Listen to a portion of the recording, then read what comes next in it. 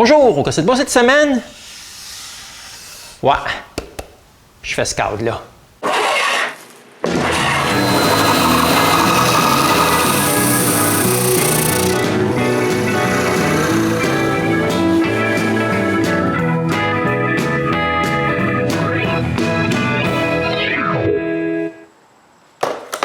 Ouais, quand on m'a apporté cette horloge-là, puis qu'on m'a demandé de lui faire un cadre, là, j'ai tout de suite pensé là, que c'était une joke. Ben non, ça n'en était pas une. J'ai donc dessiné ça avant de commencer. Un cadre en noyer avec mon logo en bas. Puis ce design-là, il a bien plu. Mais avant de commencer, là, je dois surfacer un bout de noyer que j'ai sous la main.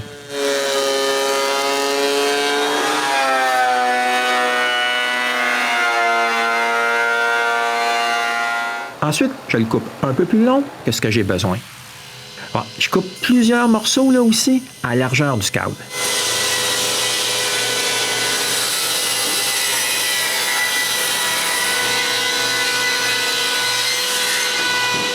Ouais, mais c'est bien plus épais que ce que j'ai besoin, là. Je fais donc une marque à l'épaisseur que je veux.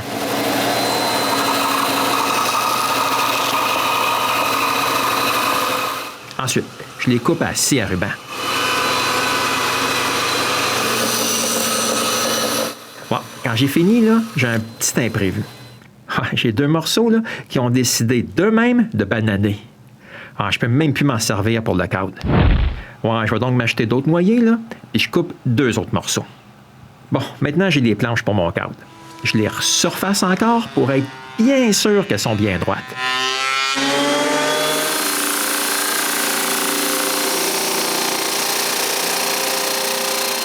Ouais, maintenant que j'ai les quatre morceaux du cadre, là, je dois couper la feuillure là, qui va retenir l'horloge en place.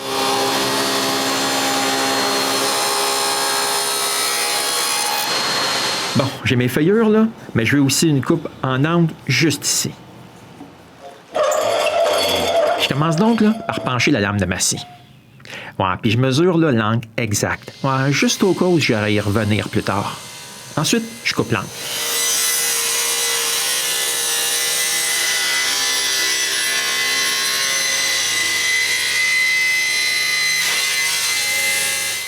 Ouais, avant d'aller plus loin, là, je charme mes morceaux parce que les traces de brûlure, là, ils m'achalent pas mal.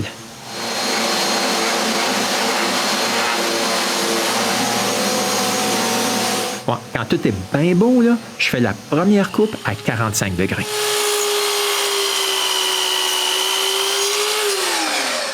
Ensuite, j'utilise le cadre de l'horloge lui-même pour marquer la longueur de l'autre coupe.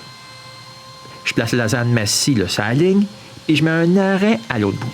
Comme ça, là, je pourrais faire les deux coupes avec exactement la même longueur.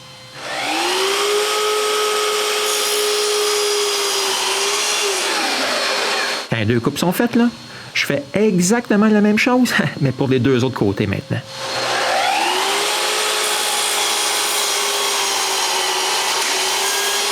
Puis, je suis prêt pour le collage. Premièrement, je fais une marque pour les premières mortaises. Je perce un trou dans les deux morceaux, j'assemble ça ensemble, puis je marque l'emplacement de la deuxième mortaise. Puis maintenant, avec les trous de mortaise faits, là, je peux coller le premier coin.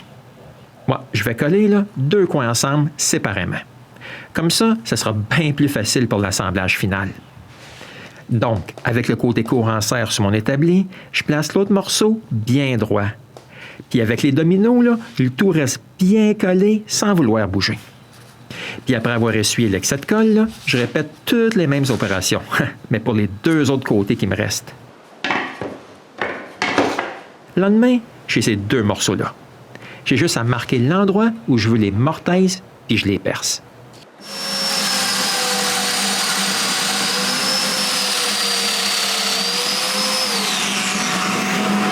Après, je peux coller les deux parties ensemble.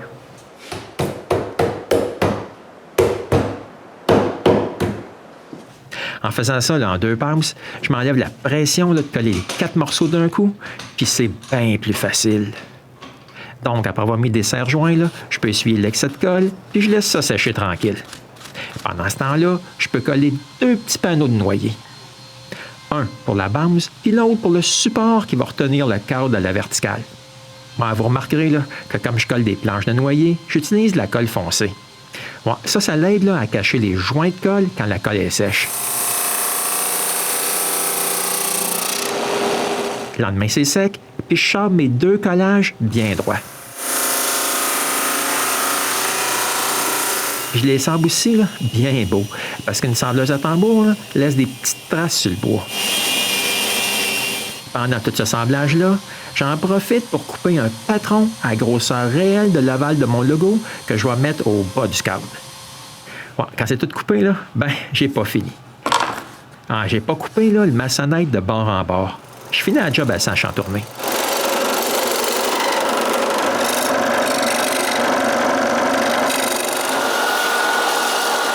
Mais je veux un patron parfait. Je charpe donc tout le tour bien lisse. Puis maintenant, avec mon patron, je peux mieux figurer ce que j'ai besoin comme longueur de noyer pour la partie ovale là, qui sera au bas du cadre. Donc, après avoir coupé un bout, je surface 2 faces adjacentes pour avoir un coin droit. Ensuite, je marque la hauteur que j'ai vraiment besoin, puis je trace une ligne droite. Je coupe ce que j'en trouve là, avec le ruban.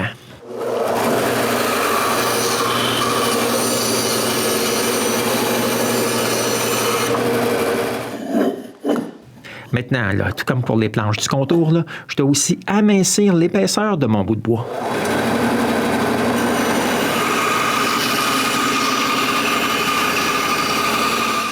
OK. N'importe quelle excuse est bonne pour faire mon show-off avec ma nouvelle scie.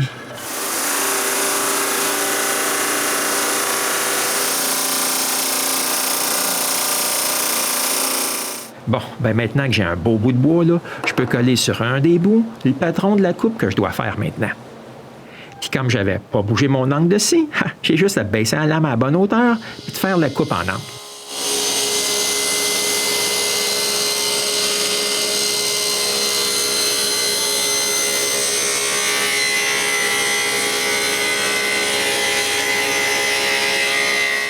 Maintenant que la coupe est faite, là, je peux remettre la lame bien droite et faire la deuxième coupe.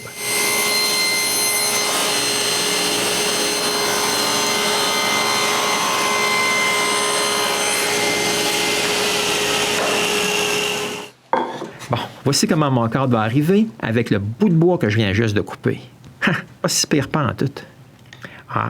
Mais ce morceau-là, là, il n'est pas du tout carré. Je trace une forme un peu plus grosse que la grosseur de mon logo avec un guide à copier. Ensuite, pour pouvoir couper ça, je mets un bout de ruban à double face sur mon angle. Je colle 2 bouts de bois minces par-dessus. Par-dessus ces petits bouts de bois-là, je recolle encore du ruban à double face pour finalement coller le bout de bois que j'avais enlevé au banc de scie. Puis maintenant, j'ai juste à couper sur ma ligne. Mais avant, là, je dois changer ma lame de scie.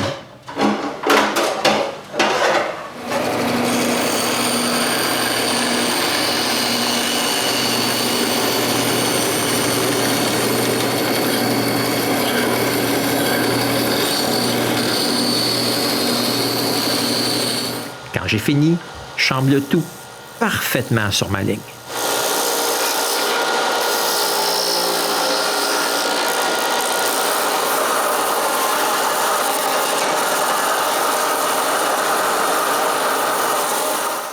Maintenant que ce morceau-là est sablé bien lisse, je suis presque prêt à le coller en place. Mais avant, là, je dois sabler le cadre lui-même. OK, c'est fait. Là, c'est le temps là, de coller l'aval. Premièrement, je marque le centre du cadre. Puis le centre de l'aval aussi. Puis c'est le temps d'appliquer un peu de colle. Puis tout coller là, en place en prenant soin là, d'aligner les marques ensemble. Donc, après avoir mis là, plusieurs serres, là, je lave la colle avant qu'elle ait le temps de sécher. Je fais pas ça souvent, là, utiliser de l'eau, là. Mais je voulais vraiment enlever toute la colle en trop tout de suite. Pendant que la colle sèche, là, je peux commencer à travailler sur le support vertical. Premièrement, je marque l'emplacement du centre du demi-cercle. Quand c'est fait, là, j'utilise la perceuse à colonne pour faire le demi-cercle.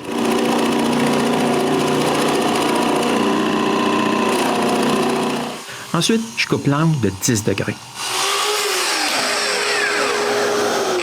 Je colle mon patron sur le bois, là, puis je coupe le gros demi-cercle.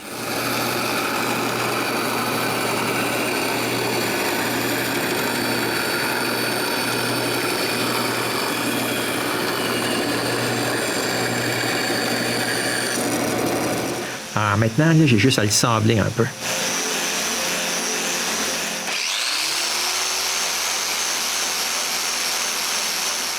Bon, maintenant, je peux faire de la base. Donc, après avoir coupé là, mon collage plus mince, carré, je lui coupe à lui aussi un angle de 10 degrés tout le tour. Ah, c'est fait.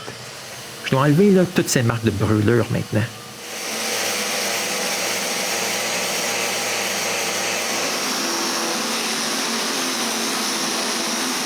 Ah, puis là, maintenant que la colle Laval est toute sèche, là, je peux finir le sablage du cadre. Ah, il faut aussi percer des trous dans le support. Ah, je m'assure là, que c'est bien droit avec la mèche et je perce 2 trous sur chaque bout.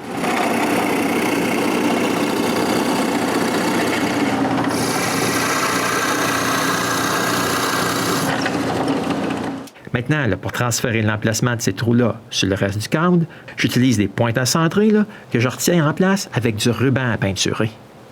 Je m'assure là, que c'est bien droit, j'applique une pression, puis maintenant, j'ai 2 marques directement au centre des trous. Ah, j'ai juste à percer ces trous-là maintenant.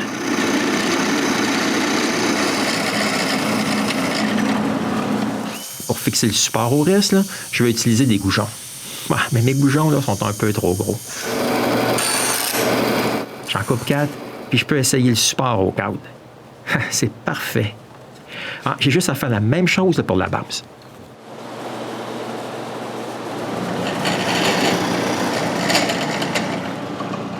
Un autre succès. Ah, maintenant, je peux coller les bouts de goujons au cadre puis à la base. Ah, mais c'est juste quand la colle est sèche là, que je réalise que les goujons à la base, ils vont m'empêcher de graver la date sous la base. Ah, pour régler le problème, là, je fais un petit cadre, je mets la base dessus, je la sécurise, puis je grave mon logo puis la date.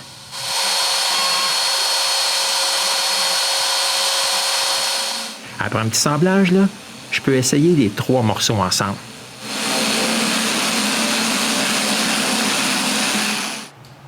Ouais, ça va être pas si pire que ça. Ah, mais avant d'aller plus loin, là, je colle du ruban à peinturer autour des goujons de la base. Ensuite, je mets le support à sa place et je trace autour. Après, je coupe le ruban en trop. Ah, mais juste un peu à l'intérieur de la ligne. Ensuite, j'enlève ce qui est en trop. Maintenant, je peux coller le support au cadre. Et je m'assure là, que c'est pas collé tout croche.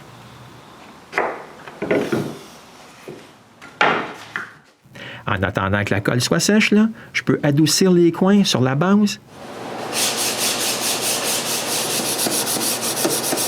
Puis quand la colle est sèche, sur le cadre lui-même.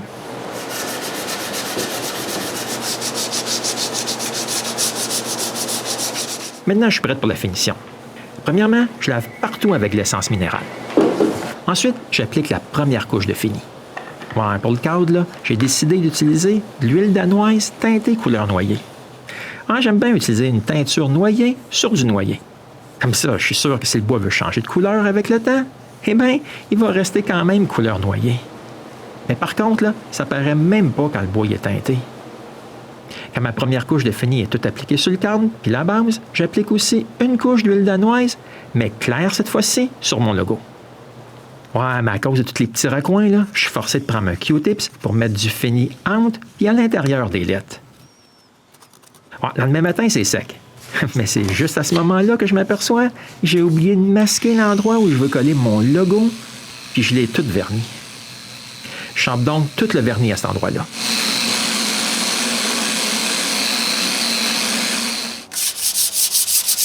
Après, je fais un petit sablage fin sur le reste de toutes les surfaces. Ouais, mais avant d'appliquer la deuxième couche d'huile danoise, là, je colle du ruban masqué à l'endroit où sera collé mon logo. Puis avec mon patron, là, je trace sa forme. Bon, puis comme pour la base, là, je coupe à l'intérieur de ma ligne. Puis j'enlève l'excès trop. Ensuite, j'applique la deuxième couche. J'attends une autre journée pour la troisième couche. Au 4e jour, là, j'enlève le ruban masqué sur le cadre, puis sur mon logo, puis je le colle en place. Ah, mais cette fois-ci, là, j'utilise pas de colle foncée, parce que je colle du bois pâle. Donc, après avoir tout étendu la colle, puis d'y avoir mis une pression, je nettoie les bavures autour du logo. Bon, après plusieurs heures, là, la colle est assez sèche, puis je peux enlever mes serres. Ensuite, j'enlève le ruban masqué du support et de la base, puis je peux coller les 2 morceaux ensemble. Bon, mais je suis sûr que vous avez remarqué là, que je retourne à ma colle foncée. Après avoir mis les 2 morceaux ensemble, là, je suis l'excès de colle, puis je m'assure que c'est bien droit. Bon, pour ça, là, je mets un bloc à la hauteur exacte d'un côté. Ah, mais je vérifie par règle si c'est correct. Ouais, comme ça l'est, là, je laisse le tout en paix pour le reste de la journée. Le lendemain, là, je suis prêt pour placer l'horloge à sa place. Premièrement, je coupe des petits bouts de bois minces là, pour le retenir en place.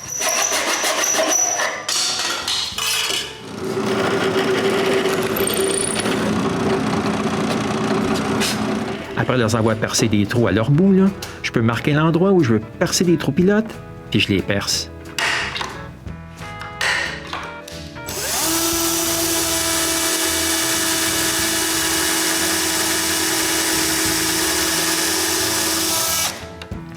Bon, comme je vais utiliser des vis en laiton, là, je fais mes filetages avec une vis en métal avant. Puis maintenant, là, je suis enfin prêt pour l'installation finale.